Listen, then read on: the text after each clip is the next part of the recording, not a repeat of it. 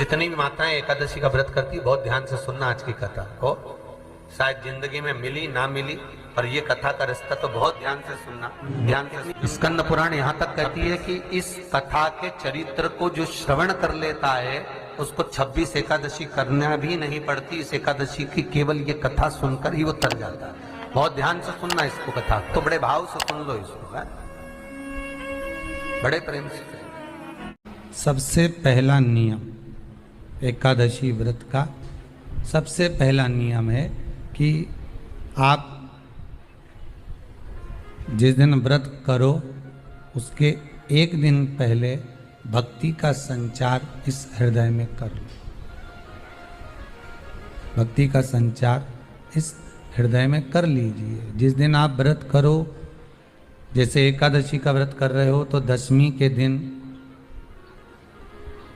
शाम का समय जब आवे, रात्रि जब होने लगे, शाम का समय आवे और रात्रि का आप जब भोजन ग्रहण करो तो उस भोजन में कोई ऐसा पदार्थ ग्रहण मत करिए जिस पदार्थ के कारण आपकी एकादशी बिगड़ जाए।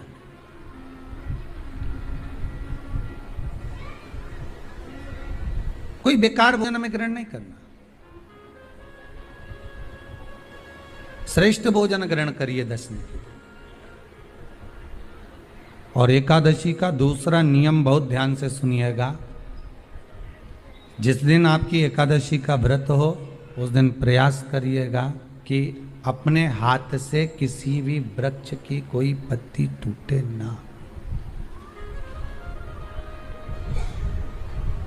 अपने हाथ से किसी भी वृक्ष की, पौधे की, किसी भी वृक्ष की पत्ती अपने हाथ से ना टूटे।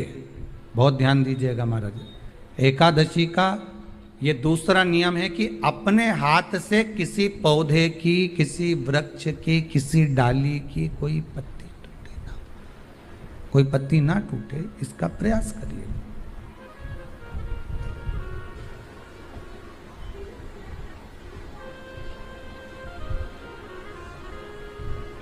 कितना सुंदर व्याख्यान कहा है, कितना सुंदर वर्णन है महाराज कि मात्र एकादशी का व्रत कर लेने पर, मात्र एकादशी का व्रत कर लेने पर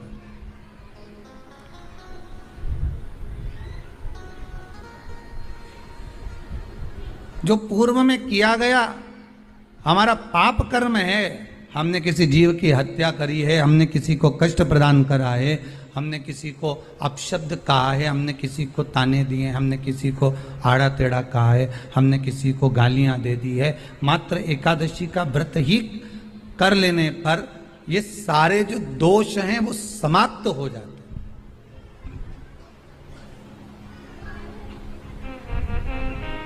सारे दोष हमारे समाप्ति पर आ जाते हैं।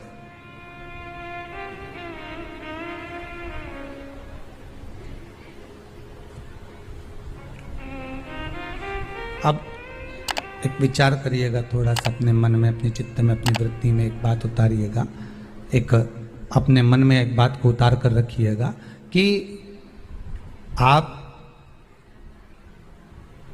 अपने पाप को, अपने पाप कर्म को जिस दिन क्षीण करने वाले हो, समाप्त करने वाले हो, अपने पाप को आप जिस दिन समाप्ति पर लेकर जा रहे हो तो उसके एक दिन पहले आपको प्रसन्नता होना चाहिए कि नहीं होना चाहिए कि कल मेरा पाप कटने वाला है, कल मेरा पाप समाप्त होने वाला है। जो मैंने पाप कर्म करा है वो समाप्त होगा, जो मैंने पाप कर्म करा है वो कल समाप्त हो जाएगा। तो एक दिन पहले आपके चेहरे पर प्रसन्नता हो कि ना हो?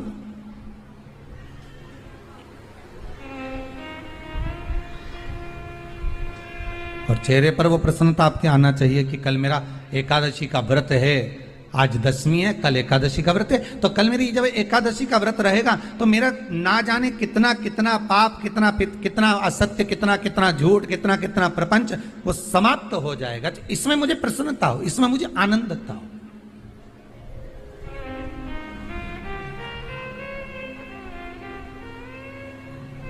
तो क्या कहा गया कि प्रयास करिएगा कि एकादशी के दिन कोई वृक्ष की, कोई डाली की, कोई कोपल की कोई पत्ती ना तोड़ी जाए। क्यों? तो कहा अगर उस पत्ती को हम तोड़ देते हैं, वृक्ष की पत्ती को या क्यारे में लगी हुई कोई डाली की पत्ती को हम तोड़ देते हैं तो एकादशी का पुण्य फल प्राप्त नहीं होता। एकादशी का कोई फल हमारे खाते में नहीं जाता, पुण्य फल प्राप्त। अब फिर भले तुम चाहे तुमने मोरधन खाया हो, चाहे तुमने फिर चिप्स खाई हो, चाहे तुमने फिर व्रत का कितना ही सामान खा गए हो और तुमने सोचा कि आज मेरी एकादशी है, तो फिर उसका कोई फल प्राप्त नहीं है, उसका कोई सुख प्राप्त नहीं है। ध्यान कितनी एकादशी है। स्कंद पुराण यहाँ तक कहती है कि इस कथा के चरित्र को जो श्रवण कर लेता है उसको 26 एकादशी करना भी नहीं पड़ती। इस एकादशी की केवल ये कथा सुनकर ही वो तर जाता है। बहुत ध्यान से सुनना इसको, कथा तो बड़े भाव से सुन लो इसको, है? बड़े प्रेम से। इसलिए सारी एकादशियों में निर्जला एकादशी की महत्वता शास्त्र प्रमाण करता है महाराज। निर्जला एकादशी, एकादशी का उद्यापन जो करा जाता है उसका उद्यापन और प्रदोष का जो उद्यापन करा जाता है, इन दोनों का क्रम लगभग एक जैसा ही। तो निर्जला पहुंची है और निर्जला ने जाकर भगवान नारायण से निवेदन करा। भगवान विष्णु ने पूछा क्या बात है निर्जला, आज तुम खेलती हुई यहां पर आकर खड़ी हो गई, क्या हुआ क्या है?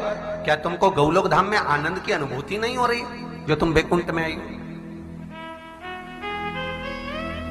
निर्जला घूमती घूमती भगवान के सम्मुख में पहुंच गई। भगवान ने पूछ रहे हैं, बार बार पूछा, निर्जला हुआ क्या तुमको?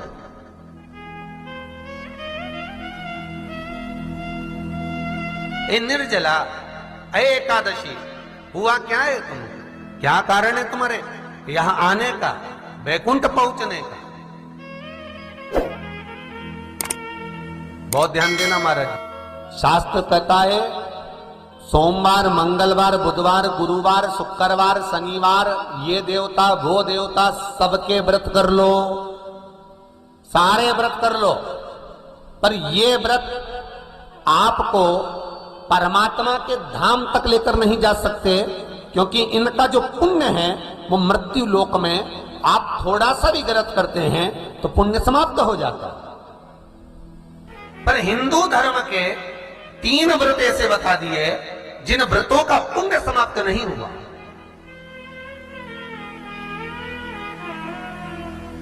हिंदू धर्म के 3 व्रत ऐसे हो गए जिनका पुण्य समाप्त नहीं हुआ महाराज। क्यों? जिनका पुण्य प्रबलता में बढ़ता गया। पहले नंबर पर एकादशी,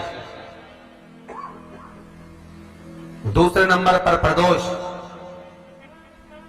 और तीसरे नंबर पर शिवरात्रि। एकादशी भी 26 है तो प्रदोष भी जम के बोलते जाओ 26 है। शिवरात्रि केवल 12, केवल 12, और अगर अधिक मास की पड़ जावे तो ये 13, पर अधिक की आय तो 13 है। तो यहां शास्त्र कह रहा है कि 3 व्रत हमारे यहाँ जिनका पुण्य समाप्त नहीं हुआ, जिनका पुण्य प्रबल हुआ, बड़ा। इसलिए आज भी माता एकादशी का व्रत करती है और एकादशी का व्रत कर कर अगर कोई जीवात्मा को देते हैं, कोई मर भी गया तो उसको एकादशी का दान देते हैं। एकादशी का उसको दान दिया है। महाराज निर्जला खड़ी है, पूछा क्यों आई हो, क्या कारण? निर्जला आई तब लक्ष्मी मैया उठकर निर्जला के करीब में गई। निर्जला बहुत सरल थी निर्जला। कहते हैं कामा एकादशी सबसे लंबी है। कौन सी एकादशी? कामा। फिर मोक्षदा उससे नीची है महाराज। और निर्जला जो है बिल्कुल छोटा स्वरूप है। निर्जला का मतलब देखा जाए तो केवल 2 चोटी करी हुई है। मस्तक पर भोर लगा हुआ है निर्जला के, माथे पर बिंदी लगी हुई है निर्जला के, सुंदर गले में तुलसी की मालाएं पहनी है निर्जला, हाथ में जो हाथ फूल जैसी माताएं पहले पहनती थी, आपको ध्यान में होगा, ऐसा बड़ा फूल होता था, अंगूठियां पड़ी होती थी, हाथ में ऐसा लगा रहता है। तो निर्जला हाथ फूल भी तुलसी के धारण करी। बड़ा सुंदर स्वरूप है माता निर्जला का महाराज। छोटी है तो माता लक्ष्मी उनके पास में गई और निर्जला से जाकर पूछा, निर्जला तेरे आने का कारण क्या है, तू बता। नारायण आपसे पूछ रहे हैं कि क्यों आई हो, किस लिए आई हो, क्या है तुम्हारे आने का कारण। निर्जला ने कहा, मेरी विनती केवल इतनी सी है मां, कि मैं ये चाहती हूं कि मैं जीव के प्राण छूटने के बाद उसके प्राणों को जिस समय मैं लेकर जीवात्मा के प्राणों को परमात्मा तक भेजूं, बैकुंठ तक भेजूं, गौलोक धाम तक भेजूं, उस बीच में मुझे ले जाते समय कई नरक भी बीच में पड़ेंगे, कई स्थान ऐसे बैतरणी आदि के स्थान बीच में आएंगे, तो वो स्थान में मुझे रोका ना जाए, मैं सीधे भगवान के धाम पहुंच जाऊं। ऐसी कृपा, ऐसी दया। जितनी भी माताएं एकादशी का व्रत करती, बहुत ध्यान से सुनना आज की कथा को, शायद जिंदगी में मिली ना मिली, पर ये कथा का रिश्ता तो बहुत ध्यान से सुनना। स्कंद पुराण यहां तक कहती है कि इस कथा के चरित्र को जो श्रवण कर लेता है उसको 26 एकादशी करना भी नहीं पड़ती। इस एकादशी की केवल ये कथा सुनकर ही वो तर जाता है। बहुत ध्यान से सुनना इसको, कथा को।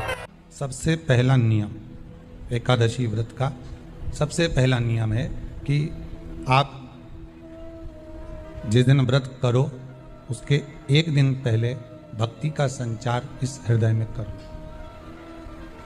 भक्ति का संचार इस हृदय में कर लीजिए। जिस दिन आप व्रत करो, जैसे एकादशी का व्रत कर रहे हो, तो दशमी के दिन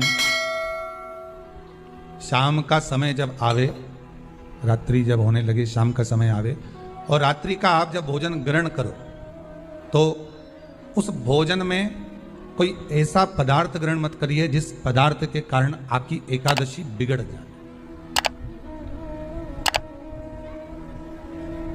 कोई बेकार भोजन में ग्रहण नहीं करना, श्रेष्ठ भोजन ग्रहण करिए दशमी। और एकादशी का दूसरा नियम बहुत ध्यान से सुनिएगा। जिस दिन आपकी एकादशी का व्रत हो उस दिन प्रयास करिएगा कि अपने हाथ से किसी भी वृक्ष की कोई पत्ती टूटे ना। अपने हाथ से किसी भी वृक्ष की, पौधे की, किसी भी वृक्ष की पत्ती अपने हाथ से ना टूटे। बहुत ध्यान दीजिएगा महाराज। एकादशी का ये दूसरा नियम है कि अपने हाथ से किसी पौधे की, किसी वृक्ष की, किसी डाली की कोई पत्ती टूटे ना, कोई पत्ती ना टूटे, इसका प्रयास करिए।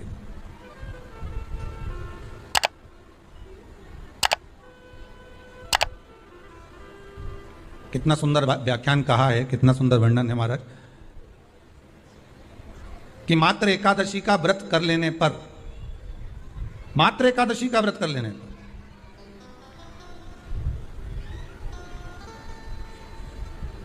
जो पूर्व में किया गया हमारा पाप कर्म है, हमने किसी जीव की हत्या करी है, हमने किसी को कष्ट प्रदान करा है, हमने किसी को अपशब्द कहा है, हमने किसी को ताने दिए, हमने किसी को आड़ा टेढ़ा कहा है, हमने किसी को गालियां दे दी है, मात्र एकादशी का व्रत ही कर लेने पर ये सारे जो दोष हैं वो समाप्त हो जाते हैं। सारे दोष हमारे समाप्ति पर आ जाते हैं।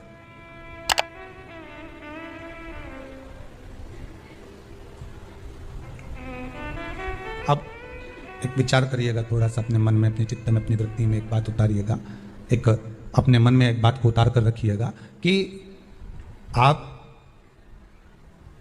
अपने पाप को, अपने पाप कर्म को जिस दिन क्षीण करने वाले हो, समाप्त करने वाले हो, अपने पाप को आप जिस दिन समाप्ति पर लेकर जा रहे हो, तो उसके एक दिन पहले आपको प्रसन्नता होना चाहिए कि नहीं होना चाहिए कि कल मेरा पाप कटने वाला है, कल मेरा पाप समाप्त होने वाला है।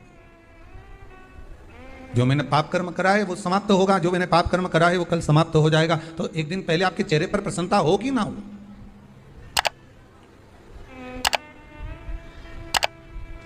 और चेहरे पर वो प्रसन्नता आपके आना चाहिए कि कल मेरा एकादशी का व्रत है, आज दशमी है, कल एकादशी का व्रत है, तो कल मेरी जब एकादशी का व्रत रहेगा तो मेरा ना जाने कितना कितना पाप, कितना असत्य, कितना झूठ, कितना प्रपंच वो समाप्त हो जाएगा। इसमें मुझे प्रसन्नता हो, इसमें मुझे आनंद था।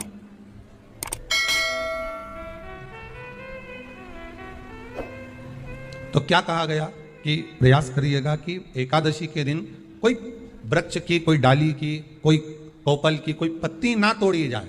क्यों?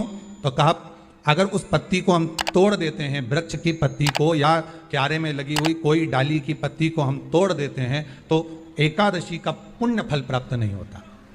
एकादशी का कोई फल हमारे खाते में नहीं जाता, पुण्य फल प्राप्त। अब फिर भले तुम चाहे तुमने मोरधन खाया हो, चाहे तुमने फिर चिप्स खाई हो, चाहे तुमने फिर व्रत का कितना ही सामान खा गए और तुमने सोचा कि आज मेरी एकादशी है, तो फिर उसका कोई फल प्राप्त नहीं, उसका कोई सुख प्राप्त नहीं आपको। फिर रहे हैं वो भी श्रवण करें।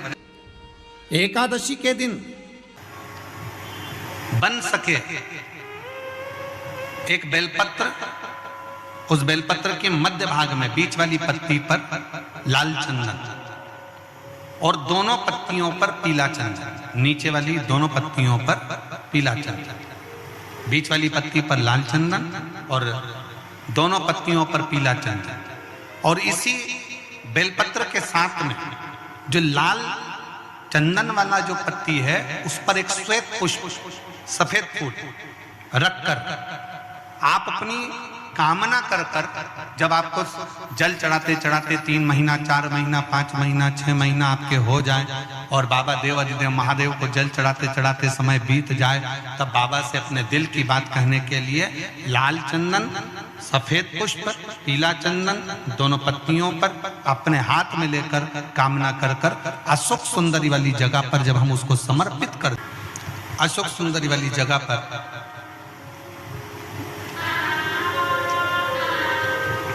ये शिवलिंग जलाधारी और उसके सामने का जो भाग है उसके मध्य भाग में अशोक सुंदरी का स्थान है। बस इसी स्थान पर बेलपत्र और श्वेत पुष्प,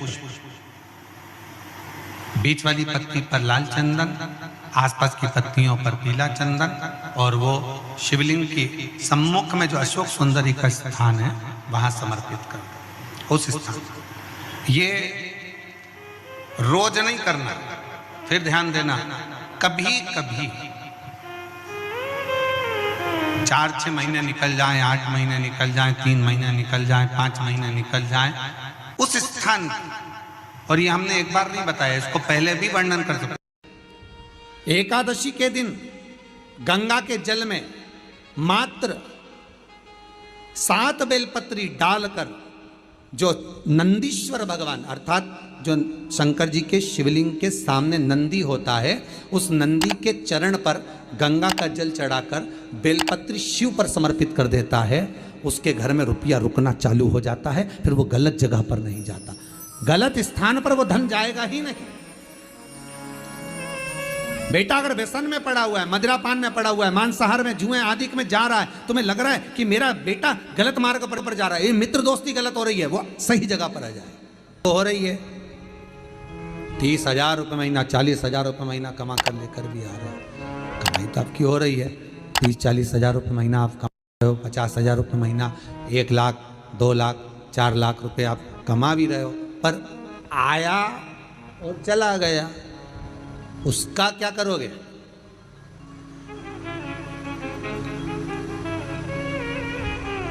उसका करना क्या है? बहुत सुंदर संवाद है, ध्यान दीजिएगा।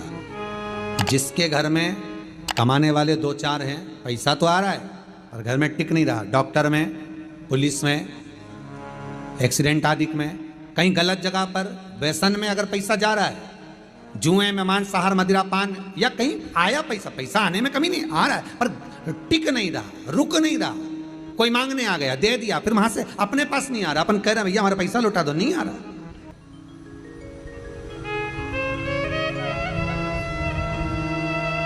करना है एकादशी। कई लोग इसको धन के लिए भी करते हैं, संपदा के लिए, संपदा के लिए अर्थात जिसका व्यापार नहीं चलता, जिसके घर में पैसा नहीं आता, या नौकरी नहीं लग रही, या सर्विस नहीं लग रही, आप अप्लाई कर रहे हो, जगह जगह जाकर इंटरव्यू भी दे रहे हो और पैसा नहीं आ, तो उसके लिए भी प्रयास किया जाता है। पर उसके लिए यहाँ पर जो धन के लिए करते हैं, उसके लिए विष्णुपदी के लिए करते हैं। मतलब जैसे गंगा के जल में तुलसी के 11 पत्ते डाले जाते हैं। कितने पत्ते डालते हैं? 11 तुलसी के पत्ते डालते हैं और उसको किसी भी नारायण के मंदिर में राम कृष्ण शिव, शंकर नहीं, राम कृष्ण भगवान विष्णु दत्त आदि जितने नारायण के मंदिर हैं, उस मंदिर में किसी भी पात्र में, एक छोटे से पात्र में उसको भरकर रखी आते हैं महाराज। उससे भी जॉब सर्विस नौकरी में सफलता प्राप्त हो जाती है, परंतु वो भी एकादशी को ही होता है। कुछ देर तक पात्र को रखा जाता है, फिर वही पात्र का जल किसी भी वृक्ष के नीचे डाल दिया जाता है, उससे भी नौकरी के लिए फायदा मिलता है। गंगा का जल कोई साधारण नहीं। पैसा धन ज़्यादा आने लगे तो पत्नी को कहना चाहिए कि देखो थोड़ा बहुत मेरा मन है, शिव महापुराण की कथा हो जाए, या फिर कहीं सत्कर्म में लग जाए, कहीं ब्राह्मण भोज, साधु भोज, सन्यासी भोज, गुरु जन में, संत जन में, साधु जन में, तपस्वी जन में कहीं लग जाए। ये धर्म पत्नी, जहां धर्म जुड़ा हुआ हो वो धर्म पत्नी। महाराज कुछ तिथियां होती हैं, जिन तिथियों में अगर आप रोज गंगा का जल शंकर को नहीं चढ़ा सकते तो शिव महापुराण कथा कहती है, स्कंद पुराण कहती है, विष्णु पुराण कहती है, गर्ग संहिता कहती है, गीता प्रोस गोरखपुर का कल्याण का गंगा अंक कहता है कि कुछ तिथियां भारत की भूमि पर ऐसी वर्णित है जिन तिथियों में भी गंगा का जल हम शिव को अगर एक बूंद भी समर्पित कर रहे हैं, गंगा का जल मात्र एक आधी चम्मच भी, आचमन जितना भी अगर हम शिव को समर्पित कर रहे हैं तो उसका सुख आनंदित है। जैसे पंचमी तिथि, नवमी तिथि, दशमी तिथि, एकादशी, प्रदोष, पूर्णिमा, अमावस्या, ये तिथियां हमारे यहाँ जो दी गई हैं, इन तिथियों में अगर हम गंगा का मात्र थोड़ा सा जल भी अगर जल के पात्र में डालकर गंगा जी का जल थोड़ा सा भी शिव के पास लेकर जा रहे हैं तो ये एक भाव अपने भीतर होना चाहिए कि आप केवल गंगा का जल साधारण शिव मंदिर में समर्पित नहीं कर रहे हो, आप गंगा का जल भले अपने घर से लेकर जा रहे हो और थोड़ा सा भी जल ले जाकर अगर शिव को समर्पित कर रहे हो तो तुम्हारे भीतर ये भाव होना चाहिए कि मैं गंगोत्री से जल भरकर सीधे रामेश्वर में ले जाकर गंगा के जल को समर्पित कर रही हूँ। श्रावण के महीने में या अन्य महीने में आप शिव को समर्पित कर रहे हैं, ये आपके भीतर एक भाव उत्पन्न होना चाहिए। एक बात आपको कही थी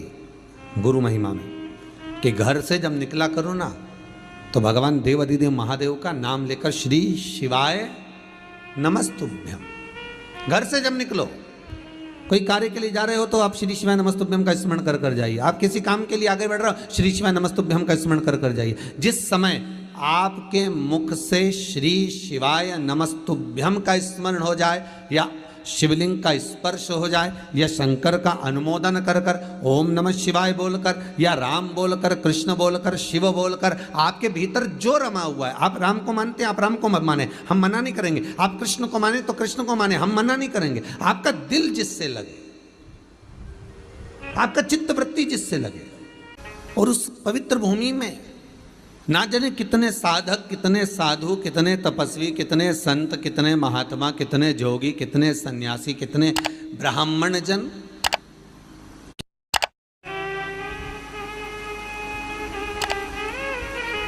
पवित्र भूमि,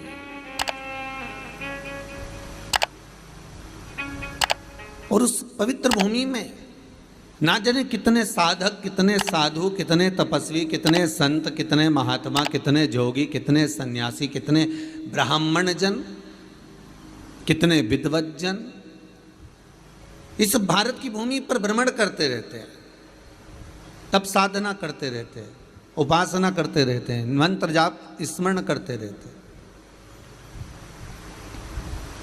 और जब उनका मंत्र जाप का फल इस भूमि पर प्राप्त होता है तो यहाँ की जो रज है, यहाँ की जो धूल है, यहाँ की जो माटी है, वो सुख का अनुभव करा देती है, एक आनंद का अनुभव करा देती है।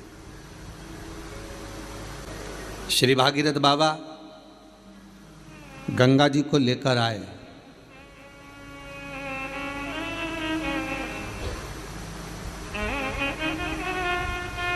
भागीरथ बाबा तो गंगा जी को लेकर आए 60,000 काकाओं के उद्धार के लिए, और वो गंगा भी बहती हुई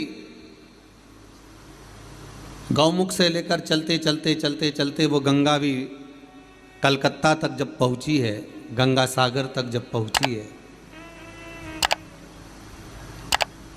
तो उसके घाट पर, उसके तट पर, गंगा महारानी के किनारे पर जितने जितने भक्त, जितने साधु, जितने सन्यासी, जितने साधक, जितने उपासक, जितने जीव रह रहे हैं, ये गंगा उनका कल्याण कर रही है। और जो उसकी शरणागति में जा रहा है, गंगा उसका उद्धार कर रही है। गंगा किसको संवारती है?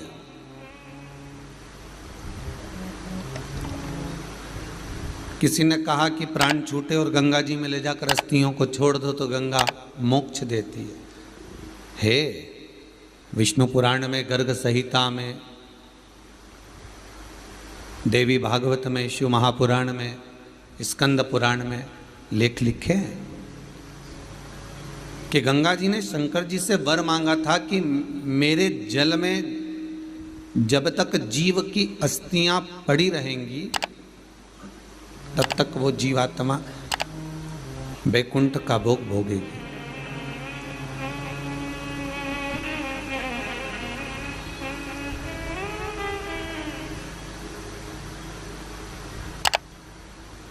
पर गंगा जी ने एक बात और कही है, शिव महापुराण में आपने श्रवण करा ना करा, पर एक बात और गंगा जी कह रही हैं कि मैं तार दूंगी, मैं पापी से पापी जीव का उद्धार कर दूंगी, मना नहीं है। वैसे भी तो भारत की भूमि तो पावन पावन नदियां सारी की सारी जितनी भी हैं ये भारत की भूमि पर है, ये भारत माता पर विराजमान। सारे के सारे पावन तीर्थ इस भारत की भूमि पर विराजमान है।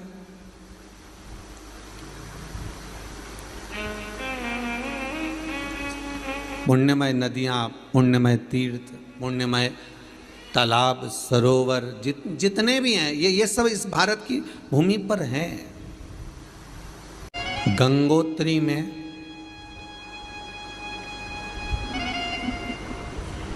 आप लोग गए होंगे, कई लोग गंगोत्री, बद्रीनाथ के जो 4 धाम हैं, यमुनोत्री, गंगोत्री, केदार और बद्रीनाथ। विष्णु पुराण में कहा 3 तरह से मरे हुए व्यक्ति की गति नहीं है, उसको मोक्ष नहीं है। पहला, पानी में डूब कर मरा हुआ। दूसरा, सर्प के डसे से मरा हुआ। तीसरा, स्त्री के हाथ से, नारी के हाथ से मरा हुआ व्यक्ति, इसकी गति नहीं है, मोक्ष नहीं है इसकी। इनकी गति